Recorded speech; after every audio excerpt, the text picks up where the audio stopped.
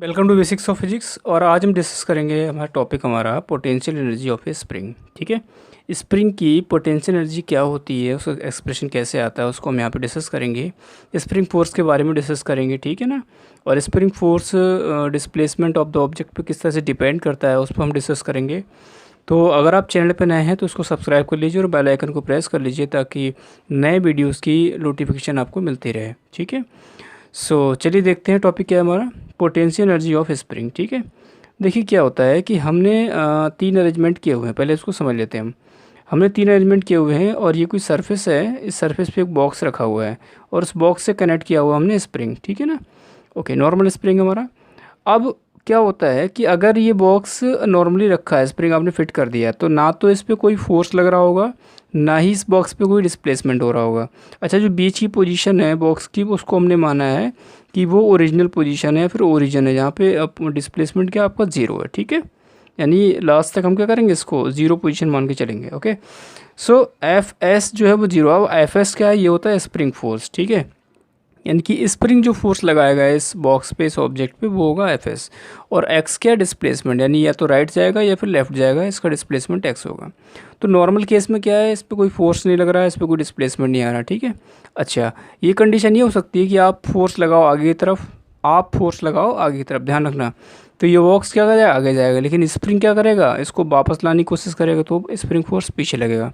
आप लगा रहे हो आगे की तरफ फोर्स इसमें फॉरवर्ड, लेकिन स्प्रिंग क्या कर रहा है, आपके फोर्स का अपोज कर रहा है, वो बैक साइड फोर्स लगाएगा। बात को समझना।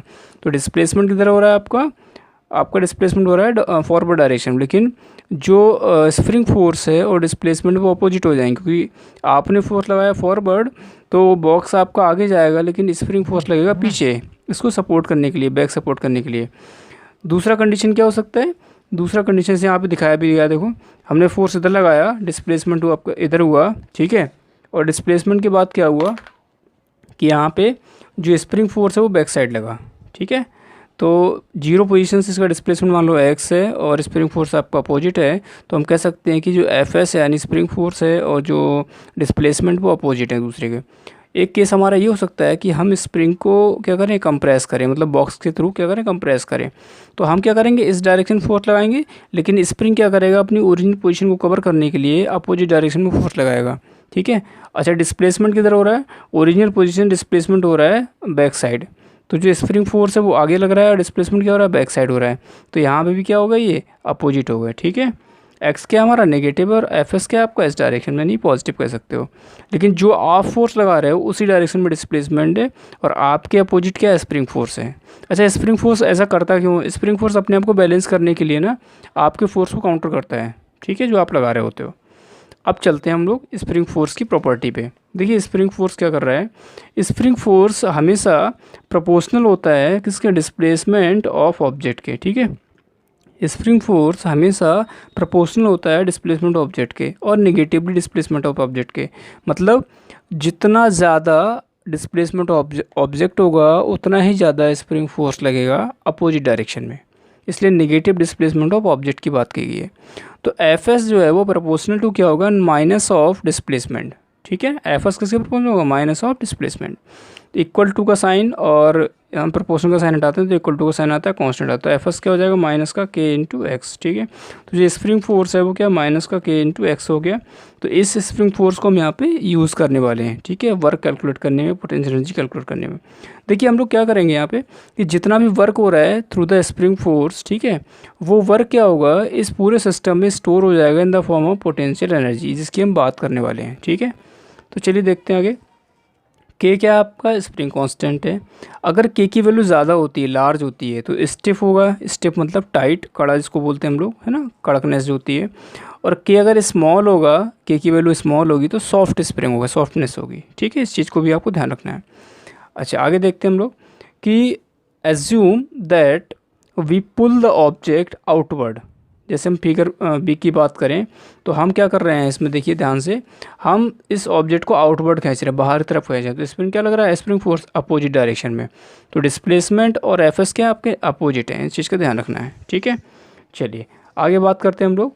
अगर हम इसको ऐसा कर रहे हैं इसके साथ, ठीक है, तो क्या होगा, इफ़ द एक्सटेंशन मतलब मैक्सिमम डिस्प्लेसमेंट की बात हो रही है कि अब उससे ज़्यादा वो नहीं खींच सकता, हम उसको खींचे जा रहे हैं, उससे ज़्यादा वो नहीं खींचेगा।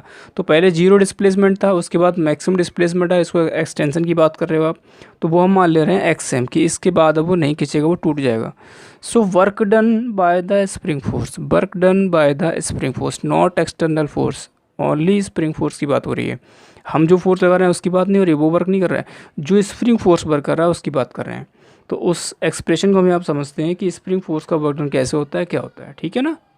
ये वर्क डन कैसे निकालते हैं, work done bye spring force integration of F S D x. थोड़ा सा इंटीग्रेशन आपको समझना पड़ेगा, बस ये थोड़ा सा ही है, इसको आप समझ लीजिए या फिर याद कर लीजिए। यहाँ पे इंटीग्रेशन नहीं पढ़ा रहा हूँ मैं आपको, ये मैथ्स के बच्चों के लिए बेसिकली होता है, जो मैथ्स वाले होते हैं, लेकिन अब चूँकि टॉपिक है तो उसमें कराना पड़ेगा।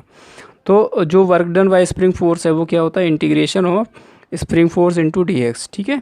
और हम डी एक्स का मतलब होता है कि स्मॉल वैल्यू ऑफ डिस्प्लेसमेंट, ठीक है। तो कहाँ से कहाँ तक है, ये जीरो से लेके मैक्सिमम तक, यानी x is equal to zero से x is equal to x maximum तक, ठीक है। और स्टार्टिंग से लेके मैक्सिमम तक कहाँ तक जो जा रहा है, तो टोटल फोर्स हम निकालेंगे तो क्या, integration of F S into d x, ठीक है। चलिए, तो एफ एस की वैल्यू रखी माइनस के एक्स, माइनस बाहर ले लिया, जीरो से लेके एक्स तक इंटीग्रेट कर रहे हैं इसको, के into x into d x. तो के कॉन्स्टेंट बाहर आ जाएगा। इंटीग्रेशन जब करते हैं हम लोग तो क्या करते हैं, एक्स का अगर इंटीग्रेशन करेंगे तो आएगा एक्स स्क्वायर बाई टू, ठीक है। जीरो से कहाँ तक है, एक्स एम तक है। ओके, डब्ल्यू एस आएगा माइनस का के बाई टू। अब क्या करते हैं, लिमिट रखते हैं, पहले अपर लिमिट लगते हैं, फिर लगते हैं लोअर लिमिट। तो एक्स के बाई टू हमने बाहर ले लिया, एक्स की जगह एक्स एम रखा तो x m square, minus zero रखा तो जीरो स्क्वायर। सॉल्व किया हमने तो minus half k into x m square. तो जो वर्क आ रहा है वो कितना आ रहा है, माइनस का half k into x m square. ये क्या है, work done by the spring. अगर हम सी के लिए निकालेंगे तो सी में कंप्रेशन हो रहा है, लेकिन वहाँ भी एफ एस और एक्स के अपोजिट हैं, तो मैक्सिमम एक्सटेंशन तक हम जाएंगे तो सेम आपके पास क्या आएगा, वर्क आएगा, ठीक है। तो चलिए देखते हैं आगे, हम इसको आगे और डिस्कस करते हैं इसके बारे में। तो देखिए, work done by external force, जो एक्सटर्नल फोर्स हम लगा रहे थे उसके वर्क की बात करें तो वर्क डन जो होगा एक्सटर्नल फोर्स का वो negative of the work done by the spring force होगा, क्योंकि एक्सटर्नल फोर्स और स्प्रिंग फोर्स अपोजिट है, ठीक है ना। तो ये हो जाएगा minus minus plus half of के इंटू एक्स एम स्क्वायर, कोई दिक्कत नहीं है। अच्छा, आगे देखते हैं। If the object is moved from an initial displacement, मान लो जीरो से ना होके वो इनिशियल डिस्प्लेसमेंट कवर कर रखा उसने पहले से, उसको हमने एक्स आई माना, to a final displacement x f. तो इनिशियल डिस्प्लेसमेंट हमारा एक्स आई है और फाइनल डिस्प्लेसमेंट क्या है, एक्स एफ है। तो वर्क कितना होगा स्प्रिंग फोर्स का, तो देखिए वर्क क्या हो जाएगा, minus of x is equal to x i to x is equal to x f, यानी initial to final, k x into d x. तो माइनस ऑफ हाफ के, जैसे हम इंटीग्रेट करते हैं तो के बाहर लिया हमने, और एक्स का करेंगे तो एक्स स्क्वायर बाई टू, तो टू भी बाहर ले लिया, तो एक माइनस का k by two x square initial to final, ठीक है। तो डब्ल्यू एस कितना हो जाएगा, माइनस का हाफ के, पहले वैल्यू रखी फाइनल वाली यानी अपर, फिर लोअर, तो x f square minus x i square, ठीक है ना।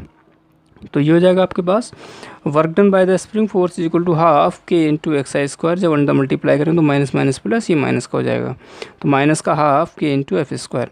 तो जो work done bye spring force आया वो क्या है, इनिशियल और फाइनल का डिफरेंस आ रहा है, ठीक है। Work done by the spring force क्या है, इनिशियल और फाइनल का डिफरेंस आ रहा है, ठीक है। आगे देखते हैं इसमें। अगर आपसे ये बोला जाए कि इनिशियल डिस्प्लेसमेंट और फाइनल डिस्प्लेसमेंट एक ही है, मतलब अब मोमेंट क्या होगा, ख़त्म हो चुका है, ठीक है। तो जो दोनों का डिस्प्लेसमेंट वो क्या सेम है, तो अब जब यहाँ वैल्यू रखोगे तो डब्ल्यू क्या आएगा आपको, जीरो आएगा। Work done by the spring force क्या आएगा, जीरो आएगा। देखिए, अगर कोई भी सिस्टम वर्क कर रहा है और उसका वर्क डन क्या है, डिस्प्लेसमेंट पे डिपेंड कर रहा है, कह सकते हो कि स्टार्टिंग पॉइंट और एंड पॉइंट पे डिपेंड कर रहा है, ठीक है ना। तो वो जो सिस्टम है उसमें जो फोर्स लग रहा है ना, वो कंजर्वेटिव फोर्स नेचर का होता है, ठीक है। तो यहाँ भी वही बात हो रही है, जो डब्ल्यू एस है वो डिपेंड किस पे कर रहा है, only the point of the motion, यानी कि स्टार्टिंग पॉइंट क्या है और एंड पॉइंट क्या है, ठीक है ना। Hence spring force is the conservative force. तो स्प्रिंग फोर्स क्या हो जाएगा आपका, कंजर्वेटिव फोर्स हो जाएगा। क्यों हो जाएगा, क्योंकि स्प्रिंग फोर्स की वजह से जो वर्क आ रहा है वो पाथ पे डिपेंड ही नहीं कर रहा है, वो किस पे डिपेंड कर रहा है, इनिशियल पॉइंट क्या और फाइनल पॉइंट क्या है।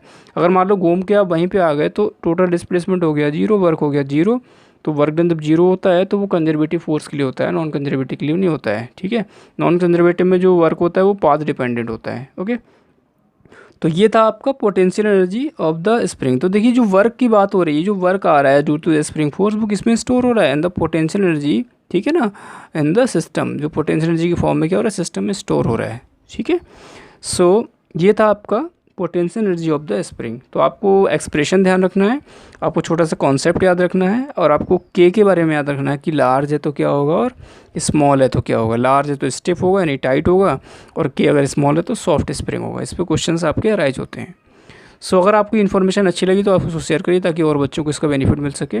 And thanks for watching.